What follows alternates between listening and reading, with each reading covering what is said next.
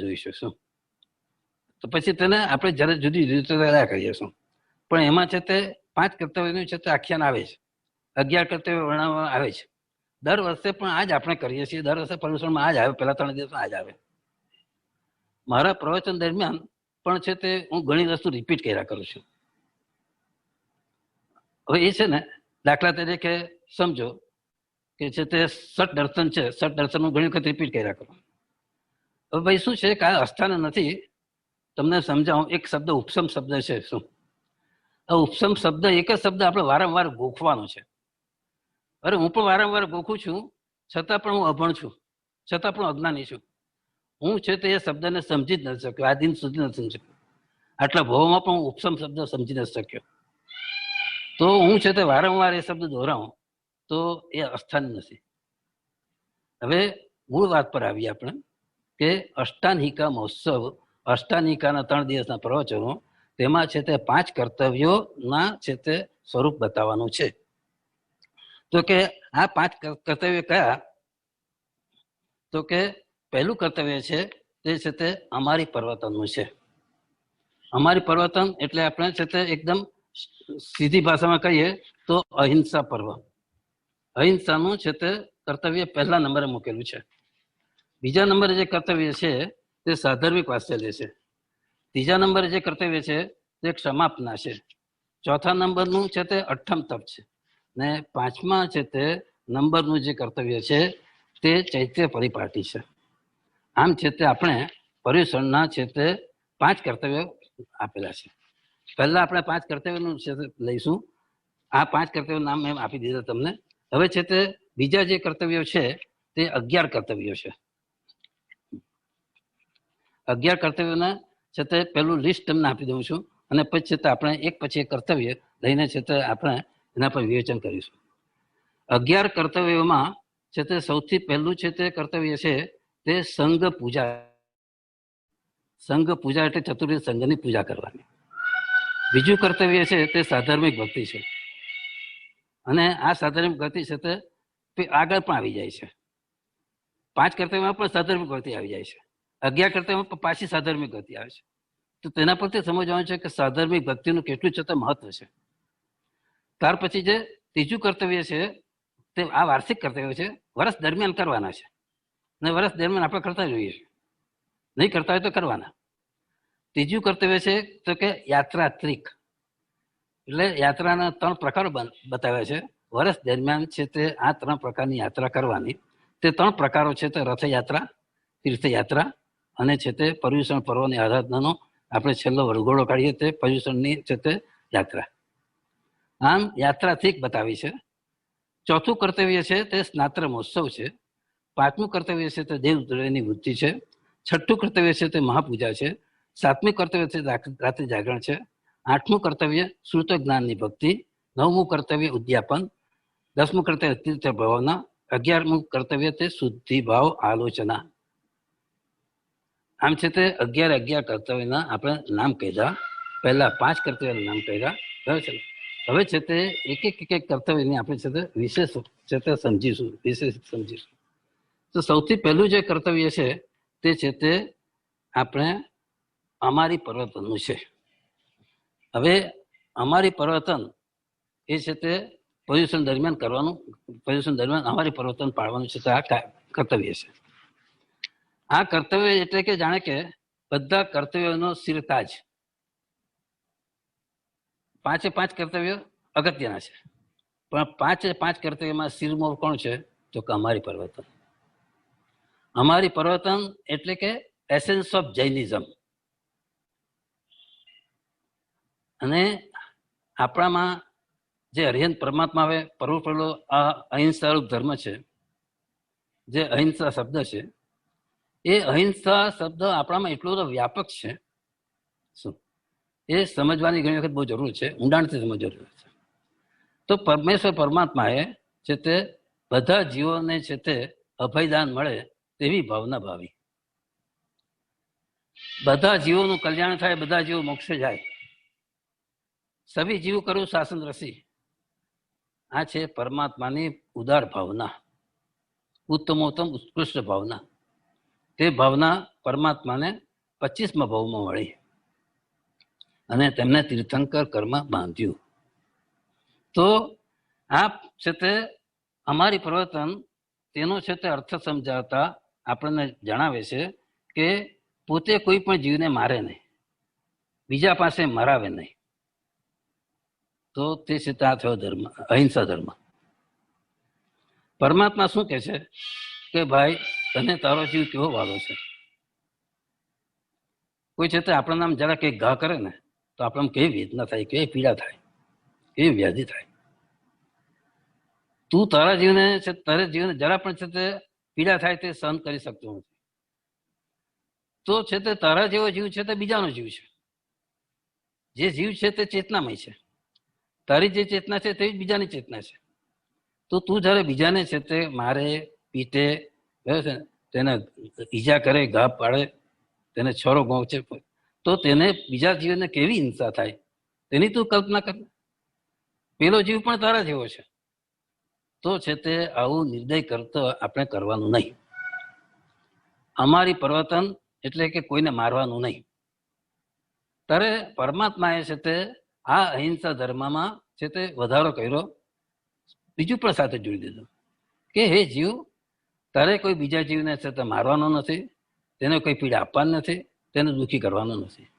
પણ તેની સાથે સાથે છે તે જો આપણે છે તે પીડા પડે, આપણે દુઃખ થાય, બરાબર છે ને, મરણ થયું આપણે દુઃખ થાય, તો પણ છે તે બીજાને બચાવી લેવાનું. આપણા છે તે આપણા જાનના જોખમે પણ છે તે બીજાને બચાવવાનું. તો તે છે તે ખરું અમારી પ્રવર્તન છે. પ્રવર્તન શબ્દ પણ બહુ અગત્યનો છે. પ્રવર્તન એટલે શું છે? પ્રચાર કરવો, ફેરાવો કરવો, તેનું છે તે. તો આ રીતના છે તે અમારી પ્રવર્તનનું પહેલું કર્તવ્ય છે. પ્રભુના શાસનનો સાર છે. આ જયારે છે ને જરા જલ્દીથી જવું પડશે, આજે વાંચવાનું ઘણું છે. જો તમારે દુઃખમુક્ત થવું છે તો શક્તિ મુજબ અન્ય જીવોને પણ દુઃખ મુક્ત કરો, ભય મુક્ત કરો અને સુખ પમાડો. અન્ય જીવોને પણ ભય મુક્ત કરો, બહુ અગત્યનું છે. આપણે ઘણી વખત છે ને આપણી જીવદયા, આપણી જીવ હિંસા આમ છે તે રેસ્ટ્રિક્ટેડ કરી નાખીએ છીએ. તો આ જે છે તે જીવદયા પાળવાની છે તે મન, વચન અને કાયાથી પાળવાની છે. કોઈ પણ જીવને મારા થકી મનમાં પણ દુઃખ પેદા નહીં થાય, આવો ભાવ રાખવાનો છે. એને છે તે મનથી પીડા નહીં થવી જોઈએ. મારા વચનો એવા જોઈએ કે સામા જીવને કોઈ પણ જાતની પીડા નહીં થાય. અને કાયાથી તો મારે એને પીડા આપવાની નથી. આમ છે તે જે જીવદયા પાળવાની છે તે પણ છે ત્રિવિધે પાળવાની છે. ને તેનું છે તે આપણે કહ્યું છે શું તો કે એમ કે છે કે અહિંસા એ જૈન ધર્મનો પ્રાણ છે. એટલે છે જે પ્રાણ છે તેને આપણે પ્રથમ નંબરે મૂકેલો છે. શું તો એમ કે ભાઈ અહિંસા, નોન વાયોલન્સ એ તો બધા ધર્મમાં છે. What is new in yours? આ બધાને પ્રશ્ન થાય. હું કેવું કે મારો જૈન ધર્મ યુનિવર્સલ છે, તો એમ કે ભાઈ છે તો આ બધું બધામાં જ છે ને, તમારામાં શું નવું છે? તો પરમાત્માએ આપણે જે છે ને આ અમારી પ્રવર્તનનો ધર્મ સમજાવ્યો છે ને તેનું બહુ વાસ્તવિક છે. શું જે આપણા હિન્દુ છે, હિન્દુઓ પણ છે તે જીવ દેવા માને છે, અહિંસા માને છે, એ લોકો પણ માને છે, આપણે પણ માનીએ છીએ. તો એ લોકોમાં આપણા ફરક શું? તો કે છે તે હિન્દુઓનો ધર્મ છે ને શું તે છે તે તેમાં જીવ દેવાનો સ્કોપ રેસ્ટ્રિક્ટેડ છે. બુદ્ધ ધર્મ છે, બુદ્ધ ધર્મ પણ છે તે જીવ દેવાનો સ્કોપ રેસ્ટ્રિક્ટેડ છે. અરે ભાઈ બુદ્ધ કહેવાય પણ બુદ્ધ પણ પોતે માંસ ખાતા હતા, તો આને કઈ રીતના છે તો અહિંસા કહેવાય? આ બધો અધૂરો ધર્મ છે, સમજેલો નથી. હિન્દુ ધર્મ પણ છે તે આપણે પશુનો બલિદાન આપવાનું આવે છે, તો આપણા અધૂરો છે. ખ્રિસ્તી ધર્મ છે તે લોકો પણ છે તે જીવ દેવા માને છે, પણ તે લોકો શું કહે છે કે મેનકાઇન્ડ. જીવ દયા એટલે જીવનો અર્થ શું? તો કે કોઈ પણ માણસને, કોઈ પણ મનુષ્યને આપણે છે તે પીડા નહીં આપી. પણ આ બધા ધર્મો છે તે કે પશુ પક્ષીઓને છે તે પીડા નહીં આપી એવું નથી. આ બધા ધર્મમાં અંશતઃ પૂર્ણતઃ માંસાહાર લખેલો છે, કરે છે લોકો. માંસાહારનો પ્રતિબંધ નથી. એટલે કે જાણે કે બીજામાં કોઈ જીવ જ નથી. આ છે તે ભેંસ છે તેમાં ભેંસના જીવ જ નથી, બળદ છે તેમાં જીવ જ નથી, બળદનો વધ કરવામાં કોઈ પાપ નથી. આવી બધી માન્યતાઓ છે. આવી બધી માન્યતાઓ ક્રિશ્ચિયનમાં છે, મુસ્લિમ ધર્મમાં છે, બૌદ્ધ ધર્મમાં છે, હિન્દુ ધર્મમાં પણ બલિદાન છે. એટલે કે આ બધા ધર્મોમાં જે અહિંસાનું સ્વરૂપ છે, અહિંસાનું પાલન છે, તે બહુ રેસ્ટ્રિક્ટેડ છે. ને આપણે તો છે તે જૈન દર્શન સૂક્ષ્મથી સૂક્ષ્મ એકેન્દ્ર જીવને પણ અભયદાન પ્રદાન કરે છે. તો દાનમાં સૌથી શ્રેષ્ઠ દાન છે તે અભયદાન છે. આપણે છે તે જીવદયાના પાલન માટે આપણે પણ કેટલા ઉપકરણનો ઉપયોગ કરીએ છીએ. આપણે ઓઘાનો ઉપયોગ કરીએ છીએ. સાધુઓ છે તે દંડાસન, પૂજી, મોમબત્તીનો ઉપયોગ કરે છે. આપણે છે તે આપણા ઘરમાં છે તે પૂંજણી રાખવાની છે, બરાબર છે ને. એવી રીતના પૂંજણી અને તે રીતના બધી છે તે સર્વ પ્રવૃત્તિમાં જૈણાની આવશ્યકતા છે. જૈણા એટલે કે કાળજી લેવી, રક્ષણ કરવું. જૈના એ છે તે જૈન ધર્મની જનતા છે, આપણા ધર્મની છે તે જનતા છે. જૈના એ આપણી માતા છે. માતાની જેમ તે ધર્મની પાલક છે, ધર્મને છે તે ઉછેરનારી છે. ક્ષમા ધર્મની સિદ્ધિ અને વૃદ્ધિ માટે છે તે જૈના છે. તો જે સંપૂર્ણતઃ અહિંસાનું પાલન છે તે સર્વવૃત્તિ ધર્મમાં શક્ય છે. આપણા મહારાજ સાહેબો છે સર્વવૃત્તિધર છે, તે લોકો સંપૂર્ણતઃ છે તે અહિંસાનું પાલન કરે છે. એવી એ લોકોની છે તે લાઈફસ્ટાઈલ છે. ને આપણી લાઈફસ્ટાઈલ તેનાથી જુદી છે, વિપરીત છે.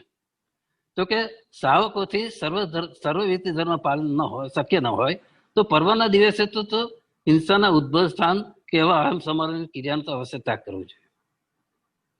પર્વના દિવસોમાં તો આરંભ સમારંભ નહીં. સાવકો માટે અંશતઃ એટલે કે સ્થૂલ પ્રાણાતિપાત વિરમણ વર્ત છે.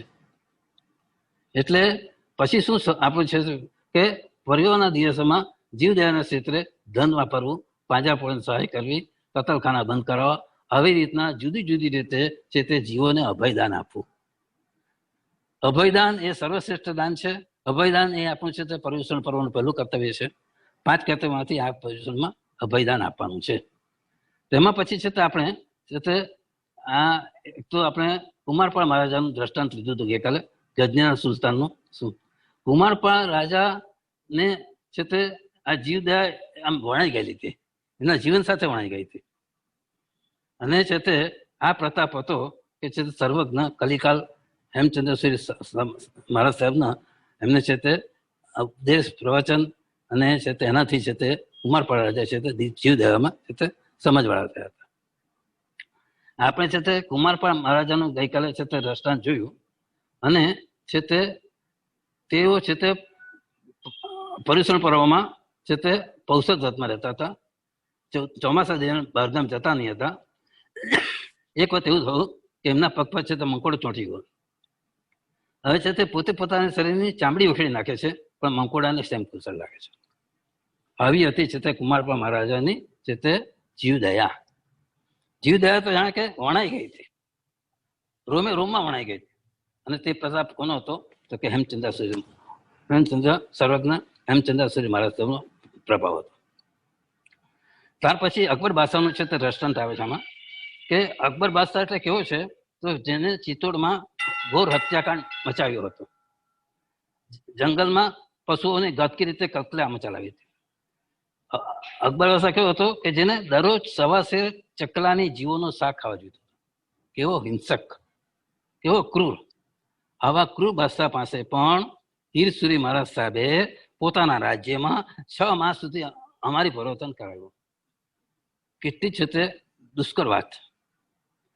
મુસ્લિમ બાદશાહ ક્રૂર સ્વભાવનો, અને તેની પાસે છે તે અમારી પ્રવર્તનનું છે તે પાલન કરાવવાનું સો ડિફિકલ્ટ. આ અકબર આ બાદશાહ છે તે ધર્મ કેવી રીતે પામ્યું તે બતાવે છે. દિલ્હીમાં ચંપા સાવિકાએ 6 માસનો લગાતાર ઉપવાસ કર્યો હતો. અને તેની શોભાયાત્રા કરીને બધા લોકોને દેરાસર દર્શન કરવા લઈ જતા હતા. તેટલામાં સામેથી બાદશાહની સવારી આવી. ટોડરમલ પાસેથી તે બાદશાહે જાણ્યું કે આ જે ચંપા સાવિકા છે ને તેને છે તે 6 મહિનાના રોજા કરેલા છે, અને બધા તેને છે તે પ્રભુના દર્શન માટે લઈ જાય છે. હવે બાદશાહને વિચાર આવ્યો કે હું તો છે તે એક દિવસમાં ભૂખો નહીં રહી શકતો, એક રોજો પણ નથી કરી શકતો, તો આ છે તે ભાઈ 6 મહિના સુધીના રોજા, એને તો કે this is impossible, I want to taste it. તારે છે તે શું કરે છે કે આપણે ચંપા બેનને પૂછે છે કે બેન તમે આટલા ઉપવાસ કર્યા, કેવી રીતે કર્યા? એટલે ચંપા સાહેબ જવાબ આપ્યો છે, દેવગુરુની કૃપાથી છતાં આ થયું છે. તો છે તે પૂછે છે કે ભાઈ તમારા દેવ કોણ છે ને તમારા ગુરુ કોણ છે? હવે ચંપા શ્રાવિકા આવા ક્રૂર અકબર બાદશાહને પોતાના દેવની ઓળખાણ આપે છે, પોતાના ગુરુની ઓળખાણ આપે છે. તો કે તમારા ગુરુ કોણ? તો કે મારા ગુરુ છે તે આચાર્ય ભગવાન હીર સુરેશજી મહારાજ આવ્યા. હીર વિજય સુરેશજી મારા ગુરુ. તેઓ ક્યાં છે? તેઓ હાલ ગુજરાતમાં છે. ત્યારે બાદશાહે છે તે ગુજરાતના સુબાને ફરમાન મોકલ્યું કે છે તે તમે વાતે ગાતે છે તે આચાર્ય મહારાજને છે તે અહીંયા દિલ્હી છે તે મોકલો. તેમ છે તે આચાર્ય મહારાજ છે તે દિલ્હી પધારે છે. બાદશાહ સ્વાગત કરે છે. ત્યાં છે તે બધી કાર્પેટો પાથરેલી છે, તેના પર ચાલીને છે તે બાદશાહ સમક્ષ જવાનું છે. તો આચાર્ય મહારાજે કહ્યું કે ભાઈ પેલું એક કામ કરો, આ બધી છે તે કાર્પેટ પહેલા ઉપાડી દો. બાદશાહ કે કેમ સાહેબ? તેમ કે તમે ઉપાડો પછી જુઓ. કાર્પેટ ઉપાડી તેની છે તે કીડીને દર હતા. હવે બાદશાહને સમજ પડી શું કે આ તો છે તે કેવા મહાન માણસ છે. કીડીની જૈણા, કીડીની દયા. તો છે તે આ કોઈ અદ્ભુત વ્યક્તિ છે. એકદમ પ્રભાવિત થઈ ગયો. અકબર બાદશાહ છે ને કોઈ કોલેજમાં ભણવા નહીં ગયો હતો, કોઈ ભણેલો નહીં હતો, પણ એટલો બધો છે તે માણસનો હીરા પારખો હતો. એટલી બધી એને તીક્ષ્ણ બુદ્ધિ હતી.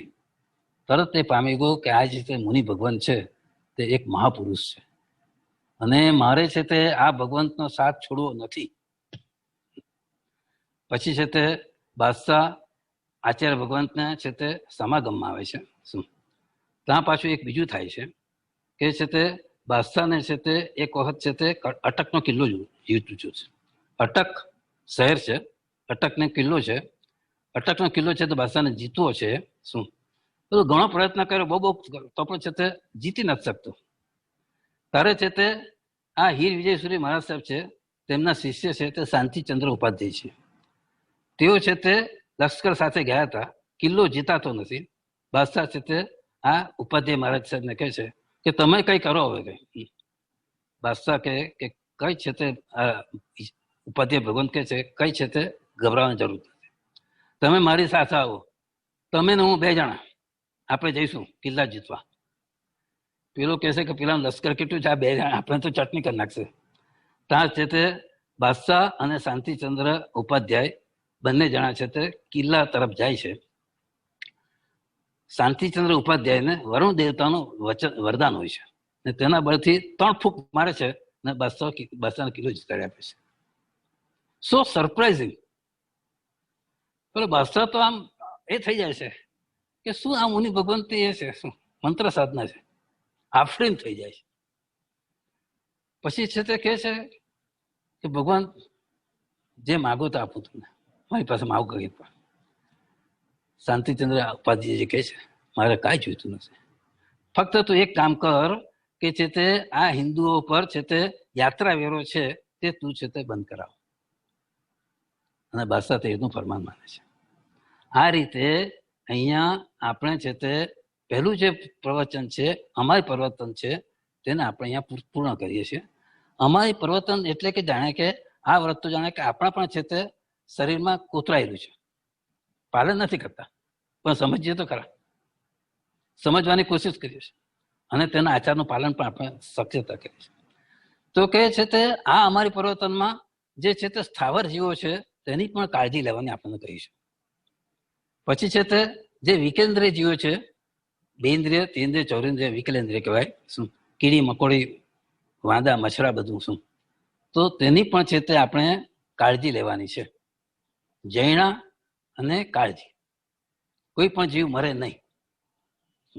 આપણે જેટલી જીવ દયાની કાળજી લઈશું ને તેનું છે તે એક આમ ડાયરેક્ટ ફળ. તો કે ડાયરેક્ટ ફળ શું છે કે તમે નિરોગી રહેશો.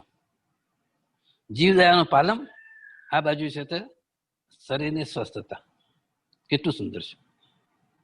ધર્મ માટે તો કરવાનું છે, પણ શરીર કરશો એટલે શરીર પર તમારું સ્વસ્થ રહેશે, ચિત્ત પ્રસન્ન રહેશે. આ છે તે અમારી પરિવર્તનનું ફળ છે. કોઈ પણ જીવને મારો નહીં, કોઈ પણ જીવને મારાવો નહીં, અને આપણા પોતાના ભોગે પણ પેલા જીવનું રક્ષણ કરવાનું છે. એ આપણી સાચી જીવ રહ્યા છે. ત્યાર પછીનું બહુ સરસ છે તે આપણું છે તે કર્તવ્ય આવે છે તે કે સાધર્મિક વાત્સલ્ય. અને ફરીથી જો પાછું રિપીટ કરું છું, આ છે તે અસ્થાન નથી, ચંદ્રશેખર મહારાજા, હું એને વાતે વાતે યાદ કરીશ. અસ્થાન નથી. મહારાજ સાહેબ કહેતા હતા કે પરિવર્તન કાળમાં 3 ધર્મ ખૂબ જ અગત્યના છે. તમે પહેલું ધર્મ શું કહ્યું? પહેલું શું કહ્યું તો કે જીવદયા. જીવદયા ધર્મ પહેલા કર્તવ્ય આપણે વર્ણવી ગયા. બીજું છે તે કન્યાસજી ભગવાન કહેતા હતા કે છે તે સાધર્મિક વાત્સલ્ય. ને ત્રીજું અનુકંપા. કેટલી સરસ વાત કરતા હતા. 5,000 ને 10,000 પ્રસદા હોય ત્યાં સાધર્મિક વાત્સલ્યનું વર્ણન કરે સાહેબજી. અને આજના કાળમાં આપણા સાધર્મિકોનું શું સ્થિતિ છે, કેવી દયામય સ્થિતિ છે તેનું વર્ણન કરે. અરે બધાની આંખમાં આંસુ આવી જતા હતા. દરેક માણસ છે તે કહેતો હતો કઈ નહીં, આજે છે તો મારે આ સાધર્મિક માટે છે તે આટલા પૈસા ખર્ચવા છે. આજના કાળમાં, આજના દિવસે, પર્ટિક્યુલરલી આજના દિવસે આપણે આ કર્તવ્ય કરવાનું છે. તો તેની સાથે હું પણ એક છે તે વસ્તુ કહીશ તમને કે આપણે એક છે તે એવી નાની પણ પ્રતિજ્ઞા લો શું કે આ 8 દિવસ દરમિયાન હું ઓછામાં ઓછા છે તે સાધર્મિક વાત્સલ્યમાં 1,000 રૂપિયા વાપરીશ, અને બીજા 1,000 રૂપિયા હું અનુકંપા માટે વાપરીશ. આ થઈ છે આપણી ચંદ્રશેખર મહારાજને શ્રદ્ધાંજલિ.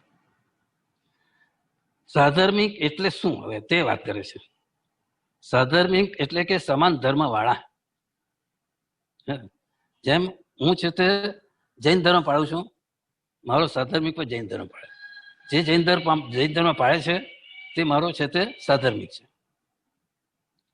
તો કે સાધર્મિક એટલે સમાન ધર્મ વાળા શ્રાવક, શ્રાવિકા, સાધુ સાધ્વી છે કે જેઓ જીનેશ્વર દેવની આજ્ઞાને વરેલા છે. આ ક્વોલિફિકેશન બહુ મોટું છે. તમારા દાખલા તરીકે કોઈ શ્રાવકમાં તમારા મિત્ર હોય, તમારી મિત્રતા એવી હોય કે પેલા પાસેથી મને કંઈ પણ લાભ થાય. આપણી છે તે મિત્રતા એવી બધી હોય છે, તમારે થોડો ઘણો સ્વાર્થ હોય છે, પણ આપણે જે સાધર્મિક સાથેની જે મિત્રતા કેળવવાની છે તે બિલકુલ સ્વાર્થ રહી છે. સાધર્મિક એટલે કે એવો મારો કલ્યાણ મિત્ર કે મારા છે તે આત્માનું હિત જોઈએ, મારા આત્માને છે તે ધર્મમાં આગળ વધારે, તે મારો સાધર્મિક. અને તે સાધર્મિકનું તો મારે કેવી રીતના વાત્સલ્ય કરવાનું, તેની કેવી રીતના ભક્તિ કરવાની. આજે આ બધું રાબડથી ભૂસાઈ ગયું છે. આપણે કહીએ કે હું સાધર્મિક વાત્સલ્ય કરું છું, ભક્તિ કરું છું, પણ કેવી? નામ ખાતર. તમે જો સાધર્મિક સાચી ભક્તિ કરવા માંગતા હોય તો તમારે છે તે સાધર્મિકનો છે તે આદર સત્કાર કરવો જોઈએ, તેનું બહુમાન કરવું જોઈએ, ને છે તે ખૂબ આદરથી છે તે એને છે તે જે જરૂરિયાત છે તે પૂરી પાડવી જોઈએ. અને આગળ પછી શું કહે છે કે તેનો ઉદ્ધાર કરવો જોઈએ. મારો સાધર્મિક છે તે દરિદ્ર તો ન જ રહેવો જોઈએ, ગરીબ તો નહીં રહેવો જોઈએ. હું કઈ એવી યોજના કરું, કંઈ પણ કરું, પ્રયોજન કરું કે જેથી મારા સાધર્મિકની ઉન્નતિ થાય. તો આગળ જતા છે તે આ સૂત્રમાં બીજું બતાવે છે ભાઈ કે સાધર્મિક વાત્સલ્યની કિંમત કેટલી છે, એ ધર્મ કેવો છે, એ આ સાધર્મિક ભક્તિની મહત્તા બતાવે છે. તો કે તમે છે તે તમારી બુદ્ધિ રાજુ કરો, બેલેન્સ ઓફ ઇન્ટેલિજન્સ. તેમાં એક પલ્લામાં, એક પાનમાં છે તે તમે આ બુદ્ધિ સાધર્મિક ભક્તિ મૂકો, ને બીજા પાનમાં તમે છે તે તમારું બધું જ મૂકી દો. શું? બધું તમારું છે તે ધન સંપત્તિ બધું મૂકી દો. તો છે તે તમે જોશો કે આ સાધર્મિક ભક્તિનું જે પલ્લું છે ને તે નીચે જશે. એટલે કે તમારો ધન છે, તમારી સંપત્તિ છે, બધું સત્તા છે, તે બધાની કોઈ કિંમત નથી. સાધર્મિક ભક્તિની કિંમત છે. સાધર્મિક ભક્તિ is superior to all worldly matters, all worldly positions. તો છે તે સાધર્મિકો આપણા કલ્યાણ મિત્ર છે, સાધર્મિક ભક્તિ શા માટે કરવાની? સાધર્મિક આપણને ધર્મ કરવાની હું ભાવ છે. એ આપણો કલ્યાણ મિત્ર છે ભાઈ. કલ્યાણ મિત્ર તો છે તે આપણે છે તે ભવ ભ્રમમાંથી છે તે મુક્ત કરે. સાધર્મિકને ભવ ભ્રમમાંથી સમિત થયેલા મુસાફરો માટે વિસામો છે. સાધર્મિક શું કહ્યું છે કે વિસામો છે. વિસામો કોને જોઈએ? જે ખૂબ કામ કરતો હોય, ખૂબ મહેનત કરતો હોય, તેને છે તે થાક લાગે એટલે તે વિસામો શોધે. આપણે પણ સંસારિક પ્રવૃત્તિથી થાકેલા છીએ અને છે તે આપણે પણ એક વિસામાની જરૂરત છે. તો આપણો સાધર્મિક એ આપણો છે તે વિસામો છે. સાધર્મિક એ છે તે સુદેવ સુગુરુ સુધર્મનું સ્મારક છે. સાધર્મિક આપણને સુદેવની ઓળખાણ કરાવે છે, સુગુરુ સુધર્મની પણ ઓળખાણ કરાવે છે. આવો સાધર્મિક છે. તો સાધર્મિકને શું છે કહ્યું કે સાધર્મિક એ પુણ્યની પરબ છે. લો, મુસાફર તૃષાતુર હોય, બરાબર છે ને, બહુ તરસ લાગી હોય, પરબ તરફ જાય, પરબમાંથી પાણી પીએ, એની તૃષા છે તે છીપાઈ જાય. તો આવી રીતના જે આપણને છે તે ધર્મની લાગણી લાગી છે, તે ધર્મની લાગણીમાં સહાય કરે તે સાધર્મિક. સાધર્મિક એ જૈન શાસનની પેઢી ચલાવનાર છે. હવે અહીંયા છે તે બહુ ઉત્કૃષ્ટ દ્રષ્ટાંત આપેલું સાધર્મિક ભક્તિનું કે આના જેવી રીતે કોણે સાધર્મિક ભક્તિ કરી હોય. તે દ્રષ્ટાંત છે પુણ્યા સાવકનું. મહાવીર સ્વામી ભગવાન હતા ને, તેને છે તે પુણ્ય સાવક પ્રત્યે આમ ખૂબ ભાવ હતો. પુણ્ય સાવકનું સામાયિક એટલે કે જે તો સદીઓ સુધી યાદગાર રહેશે. તો હવે પુણ્ય સાવક છે ને, તે ભાઈ પુણ્ય સાવક કઈ કડકો નહીં હતો, દરિદ્ર નહીં હતો, ખૂબ પૈસાદાર માણસ હતો. પ્રભુજીની વાણી એમને સાંભળી ને પ્રભુજીની વાણી એમના હૈયામાં સાંભળી. બસ તે દિવસથી તેમણે છે તે આ બધું છે તે પોતાની ધન સંપત્તિ બધાનો ત્યાગ કરી દીધો અને પરિગ્રહનું પરિમાણ નક્કી કરી દીધું. તો બધી સંપત્તિ તો સુકૃતમાં રોકી દીધી. હવે રહ્યું શું? કેવી રીતના જીવન ચલાવવું? તો કે આ પુણ્ય સાવક છે તે પુણી બનાવતો, ઋણી પુણી બનાવતો તો ઋણી પુણીમાં જે છે તે આવક થાય તેનાથી ગુજરાન ચલાવવાનું. એટલે એનું નામ પડ્યું પુણ્યો સાવક. પુણ્યો સાવક તો હર હંમેશ છે તે સામાયિકમાં જ બીજી રહે, એનું ધ્યાન જ છે તે આત્મામાં. તો કે આવી છે તે પુણ્યો સાવક સાધર્મિક ભક્તિ કેવી રીતના કરે છે કે ભાઈ છે તે એક ટાઈમ પૂરતું છે તે કમાણી થાય છે. દિવસમાં એક ટાઈમ છે તે જમાય એટલી જ કમાણી છે એની. પણ એ છે તે કમાણી સમાણી હતી ધર્મમાં. કમાણી જાણે કે કઈ જ નથી, પણ મારે સાધારણ ભક્તિ તો કરવી જ છે. મારી પાસે કેટલું છે, દરરોજ એક ટાઈમ છે તે જમી શકાય એટલું છે, એટલી મારી આવક છે. તો આમાં સાધારણ ભક્તિ કેવી રીતના કરવી? તો કે સાવક સાવિકાએ છે તે નક્કી કર્યું કે એક દિવસ તારે ભૂખા રહેવું, એક દિવસ મારે ભૂખા રહેવું. જે કઈ બચત થાય તેમાંથી છે તે આપણે સાધર્મિક ભક્તિ કરવાની છે. કેટલી ઉમદા ભાવના છે, કેટલી ઉદાર ભાવના છે, ઉત્કૃષ્ટ ભાવના છે. આવા છે ને આપણે મહાપુરુષોનું ચરિત્ર સાંભળીને બસ છે તે આપણા કર્મની નિજાનો ભૂકો ઉલાઈ જાય. આપણને જે પણ કઈ છે દાનાંતરાય કર્મ નડતા હોય બધા છે તે સાફસૂફ થઈ જાય. તો છે તે સાધર્મિક ભક્તિ માટે છે તે હવે છે તે બીજું દ્રષ્ટાંત આપે છે. તે પણ બહુ જ ઇન્ટરેસ્ટિંગ છે, અદભુત દ્રષ્ટાંત છે. જો કેવી કેવી વસ્તુ વિના બને છે શું, અને મહાપુરુષોના હૃદય કેવા હોય છે, વી કાન્ટ ઇમેજિન. તો તે દ્રષ્ટાંત આવે છે જીનદાસ શેઠ અને શાંતનુ સાવકનું દ્રષ્ટાંત આવે છે. એક અદભુત છે, અનોખું દ્રષ્ટાંત છે. ભાઈ જુઓ, આજે આપણે પૈસાદાર છે, આપણે સુખ સંપત્તિ છે. કાલે આપણો કેવો દિવસ હશે we don't know. We do not know what will happen tomorrow. આ જે છે ને તે આ જીનદાસ શેઠ છે તે પણ છે તે પોતે આપણે બહુ ખૂબ જ પૈસાદાર માણસ છે, ધનાઢ્ય છે, કોઈ કડકો નથી.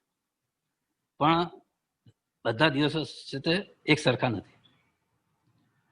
આ છે તે જે જીનદાસ શેઠ છે તેના જીવનમાં પણ કટોકટીના દિવસ આવ્યા.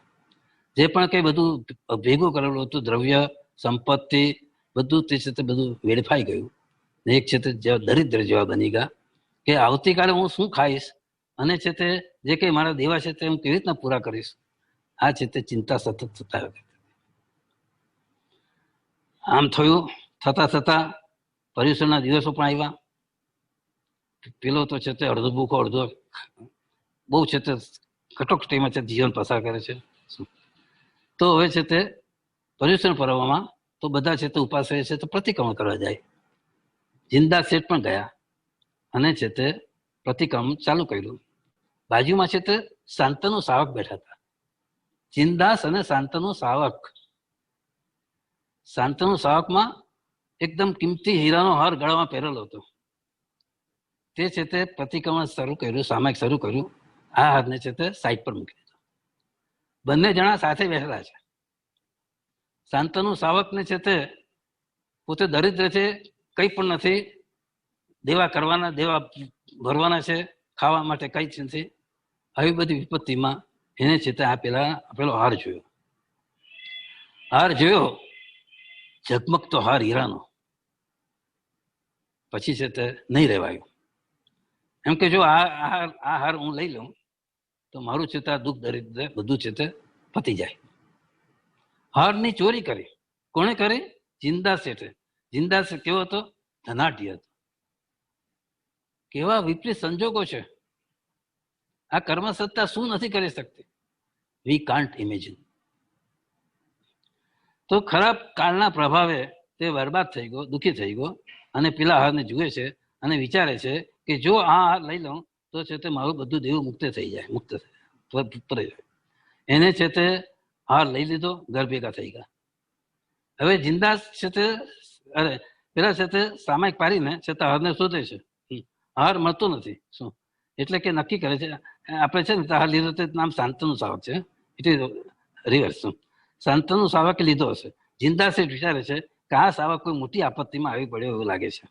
શું અને આ કાર્યમાં છે તે વાંક મારો છે. શું ત્યારે જિંદા શેઠ શું વિચાર કરે છે કે મારી બાજુમાં જે શાંતનુ સાવક છે, નક્કી એને જ મારો હાર લીધો છે. એનો મને કોઈ હરખ શોખ નથી. મને જે હરખ શોખ છે તે આવા મારા સાધર્મિકનું ભક્તિ નહીં કરી શક્યો, એની છે તે દરિદ્રતા હું સમજી નહીં શક્યો, એને કોઈ સહાય નહીં કરી શક્યો. મનમાં જબરજસ્ત દુઃખ લાગે છે. જો કેવી છે તે વિપરીત છે તે મનોદશા છે. આ બાજુ જિંદા શેઠ, આ બાજુ શાંતનુ સાવક. હાર લીધો, શા માટે લીધો? જિંદા શેઠ વિચાર કરે છે શું કે આ શાંતનુ સાવકને છે તે મારો હાર ચોરવાની કેવી રીતના શા માટે ફરજ પડી? હું છે તે નેગ્લિજન્ટ છું એટલે ને ફરજ પડી ને. મેં એનો કોઈ દાડો એની પરિસ્થિતિ વિચાર કર્યો છે નથી કર્યો. તારે છે તે અનાર છું. બીજે દિવસે તે વ્યાખ્યાન આવે છે. જિંદા શેઠ અને શાંતનુ સાવક બંને સાથે આવે છે. જિંદા શેઠ છે તે જાહેરમાં ગુરુ પાસે પ્રાયશ્ચિત માગે છે. ગુરુદેવ કહે છે કે તને શેના માટે પ્રાયશ્ચિત લેવાનું? અરે તું તો કેવો છે તે સાવક છે, ગુણિયલ સાવક છે, તે શું એવું કર્યું? તારે જિંદા શેઠ નમ્રપણું કહે છે કે સાહેબ હું મારી ફરજ ચૂક્યો તેની માટે મને તમે માફી માંગો. ભાઈ શું કર્યું એવું? તો આ શાંતનુ શેઠનું છે તે હું દુઃખ નહીં જાણી શક્યો અને તેને આવું કરવું પડ્યું. શું તારે છે તે પેલો શાંતનુ શેઠ શું કહે છે? બીજે શું કરે છે કે જિંદા શેઠને ઘરે છે તે હાર આપવા જાય છે. એની પણ છે તે પાછી મતી ફરી ગઈ. અરે હું આવી ચોરી કરું, મરી જાઉં તો સારું એના કરતા. હું આજે છે તે એનો હાર પાછો આપી દઉં. હાર આપવા જાય છે. તારે છે તે જે જિંદા શેઠ મારો તો હાર ચોરાયો જ નથી. પેલા શાંતનુ શેઠ છે તે વાત કરે છે ભાઈ આમ થયું. અરે ભાઈ એવું કઈ છે જ નહીં. શું તારે છે તે આમ છે તે બહુ રિક્વેસ્ટ કરે છે શાંતનુ કે ભાઈ મને માફ કરો, મને આવી કુબુદ્ધિ સૂજી, મેં આવું કર્યું. પેલો કે તમે મારો હાર ચોર્યો જ નથી. આમ છે તે એકબીજાનું પરસ્પર મિલન એવી રીતનું થઈ ગયું. બસ કે જિંદગી ભર ભવ આપણે છે તે સાધર્મિકને યાદ કરે. કેટલું સરસ સાધર્મિક કર્તવ્ય છે તે આ બતાવે છે. સાધર્મિકની જેટલી જરૂરિયાત હોય તેને પૂરી પાડવાનો છે તે આપણો ધર્મ છે. કોઈ પણ આપણો સાધર્મિક નિર્ધન નહીં રહેવો જોઈએ, ગરીબ નહીં રહેવો જોઈએ. એ છે તે ચિંતા મગ્ન જોઈએ. એની ચિત્તની પ્રસન્નતા એ આપણો છે તે ધર્મ છે. ત્યાર પછી ત્રીજું કર્તવ્ય આવે છે, that is the most important.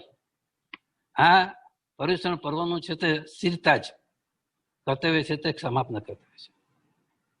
કેટલું સરસ કર્તવ્ય છે. આખા પર્યુષણનો સાર છે તે સમાપના. ખામી સવ જે સવે જીવા ખમંતુ મેં મિત્તિમાં સવા ભૂયું વેર મજ્જા ન કહેવાય. કેટલી ઉમદા ભાવના છે, કેટલી ઉદાર ભાવના છે. આ ભાવના છે તે આપણને મોક્ષ માર્ગે આગળ વધારે. મોક્ષ જોઈએ છે ને તો સમાપના એ તમારું પહેલું કર્તવ્ય છે. સમાપના એ પર્યુષણ પર્વની આરાધના પ્રાણ છે. સંવત્સરી પ્રતિક્રમણ પૂરું થાય તે પહેલા આપણે છે તે દરેકને મિચ્છામી દુક્કડમ દેવાનું છે. વેર ઝેરનું વિસર્જન કરે તે આરાધક છે. જે પરસ્પર સમાપના આપે તે સાધક છે. હવે સમાપના માટે શું છે કે there are some points which are very important. સમાપના માટે છે તે આપણી પાસે સહનશીલતા જોઈએ. સમાપના આપવા માટે આપણી પાસે ઉદારતા જોઈએ. બરાબર છે. સમાપના આપવા માટે છે તે આપણે છે તે અહંકારનું પણ છે તે વિસર્જન કરવું પડે. ભેરભાવનું વિસર્જન કરવું. સમાપમાં જે આપે છે તેઓમાં ઉદારતા હોય છે, તેઓમાં સહનશીલતા હોય છે, તેઓમાં વિવેક હોય છે. જ્યારે સમા આપણે માગવી છે તો તેમાં માટે આપણી પાસે નમ્રતા જોઈએ. તો એક બાજુ ઉદારતા, બીજી બાજુ નમ્રતા, આમ છે તે પરસ્પર છે તે આપણે સમાપના આપવાની છે. પરસ્પર વેરભાવનું વિસર્જન કરવાનું છે. તેના વગર છે તે આપણે ચાલે નહીં. વેરભાવના વિસર્જન વગર છે તે આ પર્યુષણની આરાધના આપણે બધી અધૂરી છે. ક્ષમા ભાવ, સમાપના ભાવ, મિચ્છામી દુક્કડમ. તો છે તે આ છે ને આ સંદર્ભમાં આપણા છે તે જૈન શાસનમાં ડોક્ટર કુમારપાળ દેસાઈ થાય છે. કુમારપાળ દેસાઈ નામ બધા સાંભળ્યું છે. એકદમ છે તે લર્નેડ પર્સન છે. જૈન ધર્મમાં આમ ખૂપી ગયેલા છે ને છે તે આમ ધર્મમય બની ગયા છે. તેવા વિદ્વાન છે તે કુમારપાળ દેસાઈએ છે તે આપણને સમાપનાના 8 અજવાળા બતાવ્યા છે. હવે 8 અજવાળા આપણા છે તે પુસ્તકમાં નથી.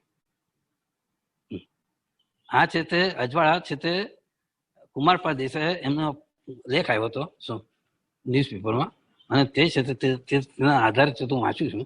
બહુ સુંદર છે. 8 અજવાળા સમાપના કેવા છે. સમાપનાના અજવાળા છે તે આપણા છે તે આ ભવમાં છે તે અજવાળું નથી પાર થતા, પણ આપણા ભવમાં છે તે અજવાળું પાર થાય છે. આ સમાપનાનો ભાવ આપણે લઈને છે તે જઈશું તો આવતા ભવમાં પણ છે તે આ સમાપનું અજવાળું મળશે. સમાપનાનું અજવાળું મળશે અને જે વેરભાવ છે તેનું વિસર્જન થઈ જશે. પર્યુષણના દિવસોમાં આપણે ઉચ્ચારીએ છીએ મિચ્છામી દુક્કડમ. મિચ્છામી દુક્કડમ એ ભાવના જાણે કે આપણા વણાઈ ગયેલી છે, નાનપણથી વણાઈ ગયેલી છે. આપણા જે છે તે વડીલો હતા તેઓ છે તે આ ભાવનાનું પોષણ કરીને આપણામાં ઉતારી છે. મિચ્છામી દુક્કડમ. કંઈ પણ દુષ્કૃત થયો મિચ્છામી દુક્કડમ. વારે વારે મિચ્છામી દુક્કડમ. પાપ થયો મિચ્છામી દુક્કડમ. વારે વારે પાપ કર્યું મિચ્છામી દુક્કડમ. તો ક્ષમાની અગ્નિ પરીક્ષા છે, બરોબર છે, તે મિચ્છામી દુક્કડમ. આ પર્વમાં સમાગુણ સાધકના જીવનમાં 8 અજવાળા પાથરે છે. સમાપના 8 અજવાળા. તો કે પહેલું અજવાળું શું છે? સમાપનાથી વ્યક્તિની આત્મદ્રષ્ટિ કહેવાય છે. સમાપના આપણે ક્યાં લઈ જાય છે? તો કે સમાપના આ છે તે આ સંસારને ભૂલાવી દે છે અને આત્માનું સ્મરણ કરાવે છે. પોતાની ભીતરમાં નજર કરો, સ્વદોષોનું દર્શન કરો. ક્ષમા ગુણ એ છે તે ભૂલો સ્વીકારવાનું સાહસ આપે છે. કેટલું સુંદર વાત કે ભાઈ છે તે આ પર્યુષણ પર્વ છે. પર્યુષણ પર્વ ચાલે છે. પર્યુષણ પર્વમાં શું કરવાનું છે કે પર્યુષણ પર્વમાં છે તે આપણે છે ને દોષોનું વિસર્જન કરવાનું છે અને આત્મામાં ગુણનું પ્રગટન કરવાનું છે.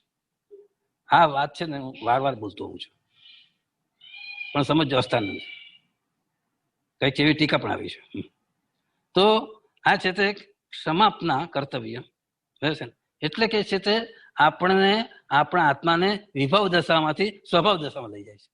બીજું શું છે તે લર્નેડ કુમારપાળ દેસાઈ બીજું બતાવે છે. ક્ષમાથી સંબંધોની શુદ્ધિ થાય છે. બોલો કેટલું સરસ છે. ક્ષમાપનાની ડેફિનેશન કરે છે. ક્ષમાપના એટલે શું?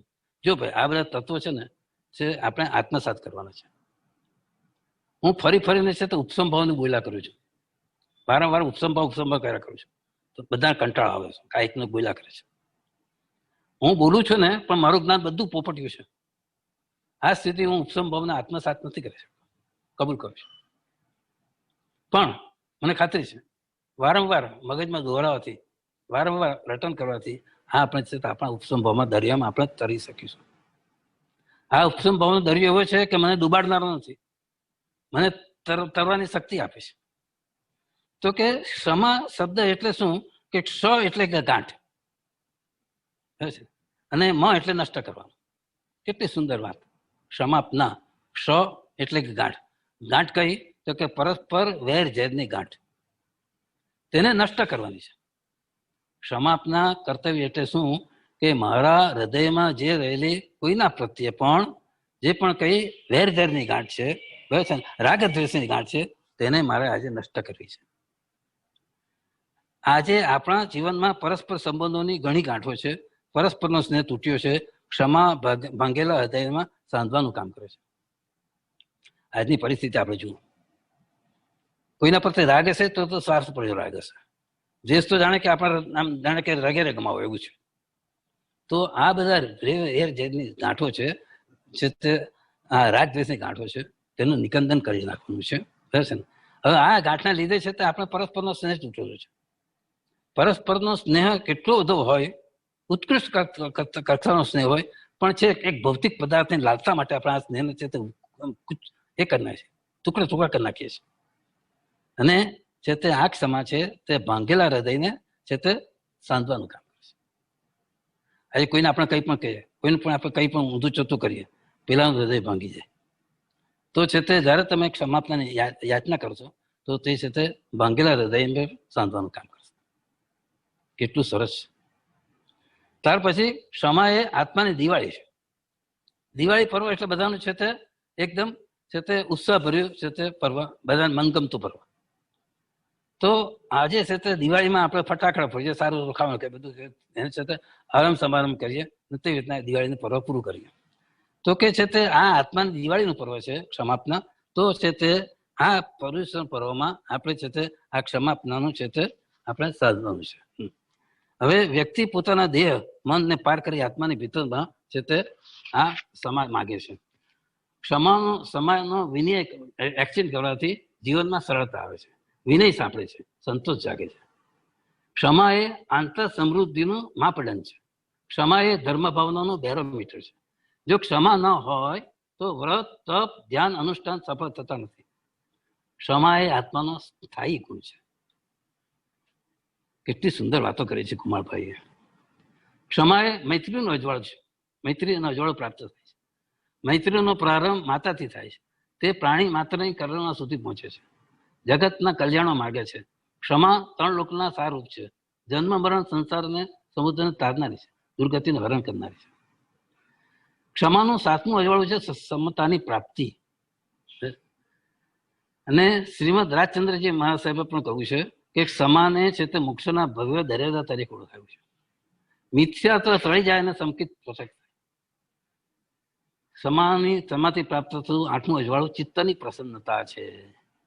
લાસ્ટ એન્ડ નોટ લીસ્ટ, ચિત્તની પ્રસન્નતા. એક વખત તમે છે ને તમારા દ્રોહીને, વિદ્રોહીને, વિરોધીને એક વખત તમે ક્ષમા યાચના કરી દો, ક્ષમા માગી લો, તો છે તે શું થાય કે છે તે તમારી ચિત્તની પ્રસન્ન થાય. તો કે છેલ્લે સમાપ માટે શું કર્યું કે જે જીવો પરસ્પર સમાપના આપે છે, બરાબર છે, તે આરાધક છે. પરસ્પર સમાપના એટલે કે આરાધના. સૌથી ઉચ્ચ કોષ્ટીની આરાધના છે તે પરસ્પર સમાપના છે, વેરભાવનું વિસર્જન. અને તેની સાથે શું છે ભાઈ, વેરભાવનું વિસર્જન ને સાથે સાથે છે તે ક્ષમાથી છે તે આપણે છે તે એ આરાધક છે. જે ક્ષમા આપે છે, ક્ષમા માગે છે તે આરાધક છે, અને ક્ષમા આપે છે તે પણ આરાધક છે. તો કે જેઓ ક્ષમાપના નથી આપતા તો તેઓ વિરાધક છે. જેઓ સમાપના નથી માંગતા તે પણ છે તે વિરાધક છે. તો કે ક્ષમા માગવાની ને ક્ષમા આપનારી. ક્ષમા છે તે માગવામાં આપણી પાસે છે તે આપણે વિનય જોઈએ, અહંકારનો છે તે પર્વત તૂટી જવો જોઈએ, અને ક્ષમા આપવામાં છે તે આપણી પાસે નમ્રતા જોઈએ, ઉદારતા જોઈએ. ક્ષમા માગે, ક્ષમા આપે તે છે તે આરાધક. ક્ષમા નહીં માગે, ક્ષમા છે તે નહીં આપે તે વિરાધક. આપે તો આપણી પર્વપજુષણની જે આપણી સાધના છે, આરાધના છે, અનુષ્ઠાન છે, તેમાં આપણે છે તે આ પ્રાણ પૂરવાનું છે, આ ભાવ લાવવાનો છે. અને આરાધક ભાવ હોય તેવી જ છે તે આપણી સાધના આરાધના છે તે સફળ થાય છે. આરાધક ભાવના વિનાનો જે પણ કંઈ તપ જપ અનુષ્ઠાન સાધના બધી નિરર્થક છે, એકડા વગરના મીંડા જેવી છે. ખૂબ છે તે આ વિષય છે તે આપણામાં કહ્યું છે. ત્યાર પછી છે તે બહુ સરસ છે તે બે દ્રષ્ટાંત આપે છે. આ દ્રષ્ટાંત કથા તો જાણે કે છતાં આપણે સાંભળવી જોઈએ. તો એક વાર એવું બન્યું કે છે તે એક મહારાજ સાહેબ છે, બરાબર છે ને, આચાર્ય મહારાજ છે. આચાર્ય મહારાજ છે તે પધાર્યા છે ગામમાં. ગામની બહાર છે તે આમ કૌશિક જન્મદિન થયા છે. ત્યારે બીજી તરફ શું છે કે એક છે તે જુવાનોનું ટોળું છે. તેમાં એક જુવાન છે નવ પરણિત છે. હવે છે તે નવા લગ્ન થયા, હજી હાથમાં તો એનું મીંડળ છે. હવે આ બધા છોકરાઓ છે ને તે મસ્તી કરતા હોય, મસ્કરી કરતા હોય, શું એવું બધું કરતા હોય, દેટ ઇઝ વેરી કોમન. તો આ છોકરાઓ છે તે મસ્કરીમાં આચાર્ય મારા પાસે દીક્ષા માગે છે. હવે પછી થોડી કનડગત કરે છે. તો પછી આ આચાર્ય મારે જવાબ નથી આપતા, એટલે છોકરા વધારે મસ્તી કરે છે. હવે આચાર્ય મારે ગુસ્સો આવ્યો. પેલો જે છે તે હાથમાં મીંડળ બાંધેલો યુવાન હતો તેને પકડ્યો અને તેનો રોષ કરી નાખ્યો અને તેને છે તે આજીવન દીક્ષા આપી દીધી. હવે પેલો જે છે તે યુવાન છે તે ખૂબ જ છે તે વિનય વાળો છે, ખૂબ જ ખાનદાન કુટુંબનો છે. તે છે તે ગુરુજીએ આ દીક્ષા આપી દીધી, ગુરુજીનો ઉપકાર માને છે. કેટલું પરિવર્તન થઈ ગયું. આ બાજુ મસ્તીખોર છોકરો, બધા છે તે આ સાધુ ભવન આચાર્ય ભગવાન નિંદા કરે, ટીકા કરે, મસ્તી કરે, એને પચવે ને છે તે જયારે દીક્ષા આપી દીધી ત્યારે તે જ છોકરો છે તે ગુરુજીનો ઉપકાર માને છે.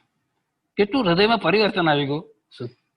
તો છે તે આ ગુરુદેવે મને સંસારમાંથી છોડાવ્યો. હવે ગુરુજીને શું કહે છે કે તમે મને દીક્ષા તો આપી, હવે છે તે શું છે કે આ મારા પરિવારને ખબર પડશે ને તો તે લોકો મારી પાછળ પડશે, તેઓ વિઘ્નો પેદા કરશે, માટે આજે ને આજે આપણે વિહાર કરી છીએ. હવે ગુરુ ને શિષ્ય રાતે છે તે અંધકારમાં વિહાર માટે નીકળી જાય છે. ત્યારે શું થાય છે કે અંધકારમાં ખાડા ટીકરા છે, ગુરુજીને દેખાતા નથી, તે લોકો ગબડી પડે છે, આમ છે તે ગુરુજીને પીડા. ત્યારે છે તે આ શિષ્ય શું કરે છે, ગુરુજીને ખભે ઉચકી લે છે, બેસાડી દે છે. હવે છે તે ચાલવા માંડે છે. હવે પુષ્કળ ખાડા ટીકરા હોય એટલે કે છે તે ગુરુજીને છે તે વારંવાર છે તે એ થાય ને શું, એટલે છે તે ગુરુજીને છે તે ગુસ્સો આવે છે. ખાડા ટીકરા આવે એટલે આમ ઊંચા થાય શું. તો ગુરુજીને ગુસ્સો આવે છે, તે છે તે શિષ્યને છે તે શિષ્ય પર ગુસ્સો કરે છે. જયારે એકદમ ગુસ્સે થઈ જાય ત્યારે પેલો હાથમાં દંડો હોય ને તેનાથી છે તે આ શિષ્યને એના ઉડાયેલા મસ્તક પર પ્રહાર કરે છે. નવો શિષ્ય જેને પરણવાની આકાંક્ષા હતી તેને દીક્ષા લઈ લીધી, દીક્ષા પણ છે તે આમ આપી જ દીધી, અને આ છે તે જીવ કેટલો છે તે ઉર્ધ્વગામી છે. હવે છે તે માથા પર દંડા પડે છે, ગુરુજી દંડા મારે છે, દેખાતું નથી તને, મને છે તે આવી રીતે પીડા આપે છે, ખાડા ટેકરતા આવ્યા જ કરતા. હવે પેલો દંડાનો પ્રહાર ચાલુ છે. શિષ્ય કશું પણ બોલતો નથી, સહનશીલતાથી સહન કરે છે. કેટલી સહન શક્તિ અને છે તે કેટલો સમાપનાનો ભાવ. ગુરુને દોષ નથી આપતો, બધું સહન કરી લે છે. એમ કરતા કરતા છે તે હવે છે તે એકદમ બરાબર ચાલે છે. હવે એને છે તે કોઈ પણ તકલીફ નથી, ગુરુજીને પણ તકલીફ નથી. ત્યારે ગુરુજી પૂછે કે હવે કેવી રીતના દંડા પડ્યા એટલે તને સમજાવ્યું ને બધું, હવે બરાબર ચાલવા માંડ્યો ને. ત્યારે શું થાય છે કે ગુરુજી પૂછે છે કે ભાઈ તને છે તે કઈ જ્ઞાન થયું? પેલો કે છે હા મને જ્ઞાન થયું. અરે કેવું જ્ઞાન, પ્રતિપાતી કે અપ્રતિપાતી? પેલો કે છે કે મને છે તે હવે અપ્રતિપાતી જ્ઞાન થયું. ગુરુ સમજી ગયા કે આ મારા શિષ્યને તો કેવું જ્ઞાનની પ્રાપ્તિ થઈ. ખભા પરથી નીચે ઉતરા, ખૂબ પસ્તાવતો. શિષ્યની સમાપના હતી. ગુનો થઈ ગયો તે થઈ ગયો, જે પણ કઈ દુષ્કૃત્ય થવાનું હતું તે થઈ ગયું. આ મેં મારા શિષ્યને કેવી પીડા આપી. અંદર ને અંદર છે તે આમ આત્મા છે તે ખિન્ન થાય છે, વેદના ભોગવે છે. મેં આ કેવળીની આશા જ ન કરી, એમ કરીને વારંવાર છે તે શિષ્યને ખમાવે છે. ખમાવતા ખમાવતા એ છે તે ગુરુને પણ છે તે કેવું જ્ઞાન પ્રાપ્ત થાય છે. આ છે તે પરસ્પર પ્રભાવ સમાજનો કેવો પ્રભાવ છે. કેટલું સુંદર ચરિત્ર છે અને કેવી ક્ષમા આ લોકોની છે તે કેટલી સહનશીલતા. અરે આપણે તો કઈ સહન નથી કરી શકતા. કોઈ આપણને કઈ એવું પણ કઈ કહી જાય ને તો પણ આપણે ગુસ્સો થઈ જાય. વાતમાં આપણે ગુસ્સો થઈ જાય. That is our nature. પણ તે વખતે છે તે આપણે છે તે આવી સમાપનાની ભાવના નથી વધતી, આવી ઉદારતાની ભાવના નથી આવતી, આવી નમ્રતાની ભાવના નથી આવતી. આ ક્ષમાપના નો ગુણ પ્રાપ્ત કરવા માટે આપણે અહંકાર જે પર્વત છે, અહંકાર રૂપી પર્વત છે, તેનો છે તે ચૂરે ચૂરો કરવો પડે. અહંકારનો ચૂરે ચૂરો કર્યો ત્યાર પછી તમારામાં નમ્રતા આવશે, વિનય આવશે અને વિનયથી છે તે સમાપના આવશે. તો બીજી બાજુ એક બીજું દ્રષ્ટાંત છે તે પણ બહુ આમ ગ્લોરિંગ છે. તો તે છે તે દ્રષ્ટાંત મુદ્રાવતી અને ચંદન બાળાનું છે. હવે છે તે પરમાત્મા પ્રભુ દેશને આપતા હોય, 5 જ છે, ચલો મિનિટ 5 બાકી રહી છે. હવે એ આપણે પછી લઈશું. નાવ સમાપના પછી છે તે અઠ્ઠમ તપ આવે છે અને પછી 5મું ચૈત્ય પરિપાટી આવે છે.